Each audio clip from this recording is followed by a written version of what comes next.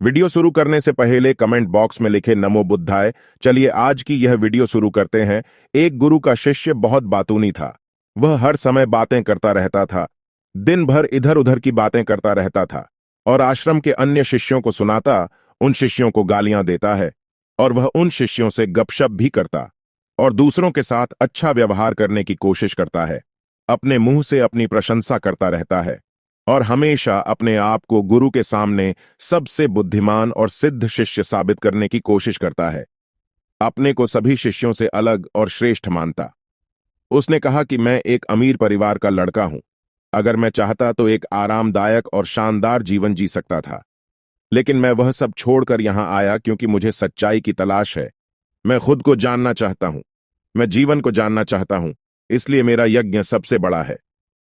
एक दिन गुरुजी ने सभी शिष्यों को आश्रम में बुलाया और कहा कि आप सभी को अगले 1 महीने तक कुछ संकल्प लेना है। इससे आपका संकल्प मजबूत होगा और आप में आत्मबल का संचार होगा।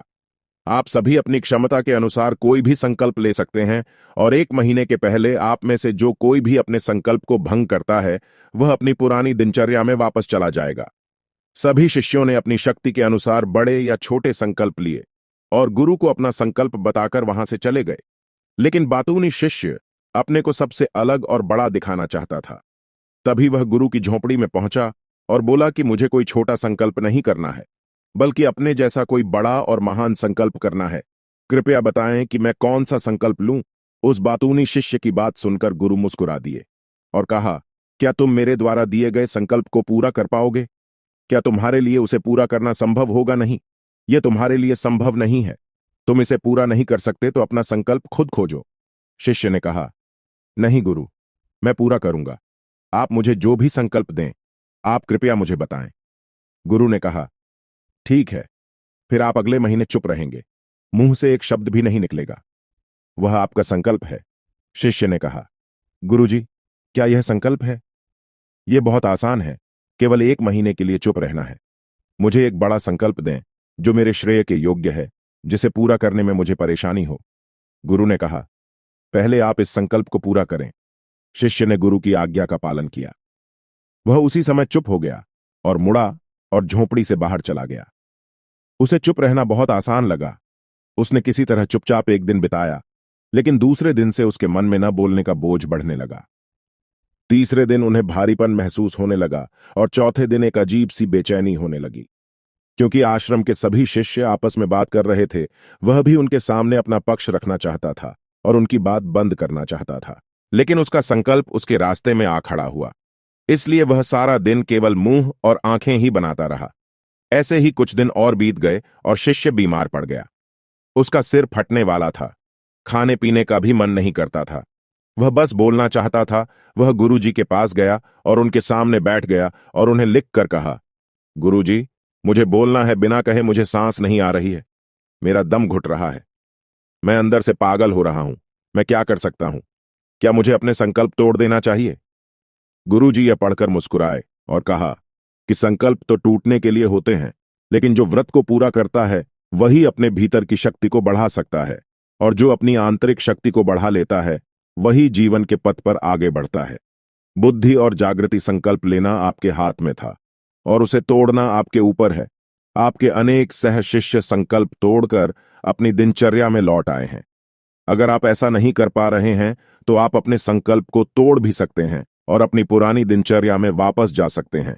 लेकिन याद रहे, अगर आज आप इस छोटे से संकल्प को संभाल नहीं पा रहे हैं तो बाकी जिंदगी कैसे संभालेंगे? मुझे शक है। बाकी फैसला पूरी तरह तुम्हारे हाथ में है गुरुजी। इतनी बात कहकर वहां से चले जाते हैं और वह शिष्य खुद को अपनी झोपड़ी में बंद कर लेता है। वह कभी कभी झोपड़ी से बाहर आ जाता, केवल अपने आवश्यक कार्यों के लिए। बाकी समय वह कुटिया के अंदर ही बैठा रहता था। 15 दिन बीत चुके थे और आश्रम के सभी छात्रों का संकल्प लगभग टूट चुका था। लेकिन उस बातूनी शिष्य का संकल्प अभी भी चल ही रहा था कि प्रतिज्ञा लेने के बाद से वह एक शब्द भी नहीं बोला। पूरा आश्रम हैरान था कि इतना बोलने वाला शिष्य चुप कैसे हो गया। 15 दिन बाद वह अपने गुरु के पास गया और लिखित में कहा कि हे गुरुजी, मैं बाहर से चुप हूं, लेकिन मेरे अंदर कई आवाजें हैं। बहुत रोना और शिकायत है। मैं अंदर ही अंदर बात करता रहता हूं। मेरा मन तरह तरह के सवाल करता रहता है। बाहर से जितना शांत हूं, भीतर उतना ही कोलाहल है। मुझे संदेह है कि मेरा संकल्प अभी भी कायम है या नहीं, क्योंकि उसे बोलने की आदत है। गुरुजी कहते हैं आप बाहर से भले ही खामोश हों, लेकिन अंदर ही अंदर बोलते रहते हो। आपको इन बातों और आवाजों से दूर जाना होगा। शिष्य गुरु को प्रणाम करके चला जाता है और भोर होते ही वह अपनी कुटिया छोड़कर जंगल में चला जाता है। कई दिन बीत जाते हैं और संकल्प का समय भी पूरा हो जाता है, पर वह शिष्य वापस नहीं आता। आश्रम में सभी को डर था कि जंगली जानवरों ने उसे खा लिया है। इस दौरान लोगों ने उसे खोजने का काफी प्रयास किया, लेकिन वह कहीं नहीं मिला। गुरु के सभी शिष्यों ने स्वीकार किया था कि जंगली जानवरों ने उन्हें अपना शिकार बनाया है, लेकिन गुरुजी को ऐसा नहीं लगा।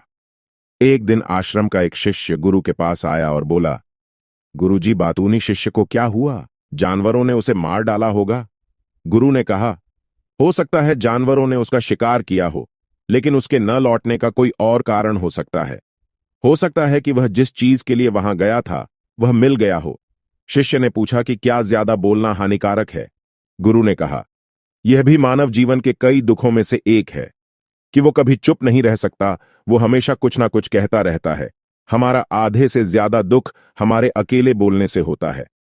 ज्यादातर परिवारों के झगड़े की वजह हमारी बेवजह की बातें होती हैं। हम में से कोई भी चुप नहीं रहना चाहता। हम सिर्फ सामने वालों से कहना चाहते हैं जो कुछ भी हमारे मन में है। हम उसे समझाना चाहते हैं कि आप गलत हैं और मैं सही। यह कहां तक उचित है, क्योंकि दूसरा भी वही कर रहा है। और इस तरह सब एक दूसरे को कुछ ना कुछ सुनाते रहते हैं और समय के साथ साथ उन्हीं बातों की परतें गिनते रहते हैं, और इस तरह सुनने सुनाने का यह काम जीवन भर चलता रहता है। लेकिन इस अज्ञानता में हम अपना समय, अपना जीवन, अपनी समझ और सबसे महत्वपूर्ण वह अनमोल क्षण खो देते हैं जिसे जिया जा सकता है, जिसका अनुभव किया जा सकता है, जिसमें आनंद पाया जा सकता है। लेकिन बदले में हमें क्या मिलता है? कुछ भी नहीं, सब व्यर्थ जाता है। हम इस पागलपन में कहां खो चुके हैं? केवल कुछ लोगों को पता चलता है, बाकी लोगों को उनके आने का पता नहीं है, जैसे उन्हें उनके जाने का पता नहीं है। शिष्य ने कहा, फिर क्या इसका समाधान है? गुरु ने कहा कि आपके विचारों को पूरी जागरूकता के साथ देखना ही सभी मानसिक समस्याओं से बचने का एकमात्र तरीका है। दोस्तों, वर्तमान में रहें और पूरी सजगता के साथ अपना काम करें। अगर आप यह वीडियो अभी तक देख रहे हैं तो कमेंट बॉक्स में लिखे नमो बुद्धा और वीडियो लाइक कर दे। अब चलते हैं कहानी में आगे। उस बातूनी शिष्य को आश्रम छोड़े हुए 3 महीने बीत चुके थे, पर उसका कोई समाचार न था। अब तक सब सहशिष्य भी उसके लौटने की आशा छोड़ चुके थे, लेकिन एक दिन वह आश्रम लौट आता है। उसे देखकर सभी चकित और प्रसन्न हुए, लेकिन अब वह बोलने वालों में से नहीं था। वह कुछ और के रूप में वापस आया। उसमें एक अजीब परिवर्तन महसूस किया जा सकता था। उसके चेहरे पर एक अजीब सा भाव था और उसकी आंखों में बड़ा सुकून था। आश्रम में आते ही सभी शिष्यों ने उन्हें चारों ओर से घेर लिया और बात करने लगा। उसने अपने भाइयों से भी बात करना शुरू कर दिया। जितने भी शिष्य उससे बात करते थे, उन्हें लगता था कि वह पहले की तरह बड़बोले और बातूनी नहीं है। उनके मुख से निकला एक एक शब्द बड़े ही मधुर और ध्यान से निकला। कुछ देर दूसरे शिष्यों से बातें करने के बाद वह गुरु के पास गया। उसने गुरु के पैर छुए और कहा, गुरुजी, क्या मैं अब भी चुप हूं? क्या मेरा संकल्प अभी भी जारी है? गुरु ने कुछ देर तक शिष्य की आंखों में गौर से देखा और कहा, हां, तुम अब भी चुप हो। आपके मुंह से एक भी शब्द नहीं निकल रहा है और आपका संकल्प अभी भी कायम है।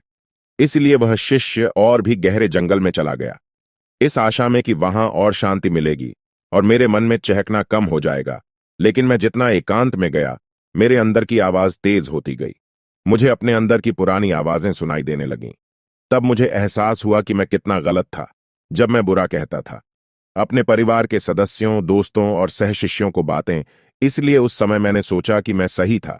जब मैं गुरु भाइयों की चुगली करता था और उनका मजाक उड़ाता था, तब भी मुझे लगता था कि मैं उनसे बेहतर हूं और मैं सही कर रहा है।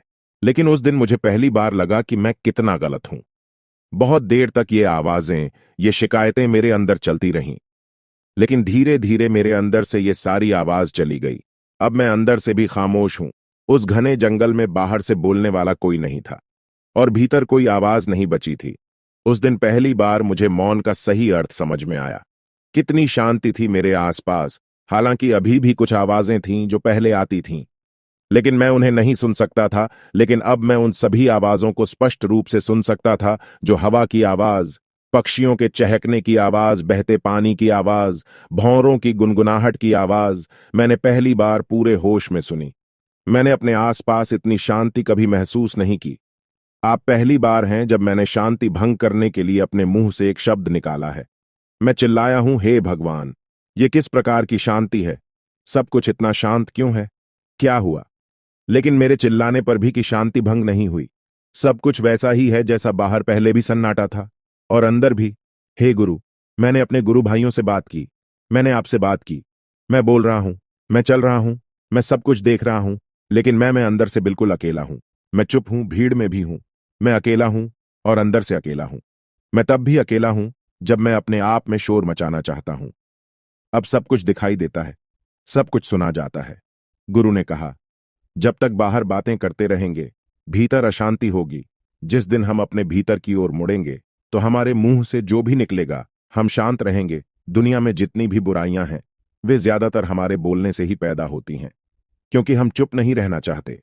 हम जरूरत से ज्यादा बात करते हैं। हम दूसरे व्यक्ति की बात नहीं सुनना चाहते हैं, बल्कि चाहते हैं कि वह बात करना बंद कर दे। हम उसे बताना चाहते हैं कि मैं कौन हूं। हम उसे अपनी सारी क्षमताएं दिखाना चाहते हैं।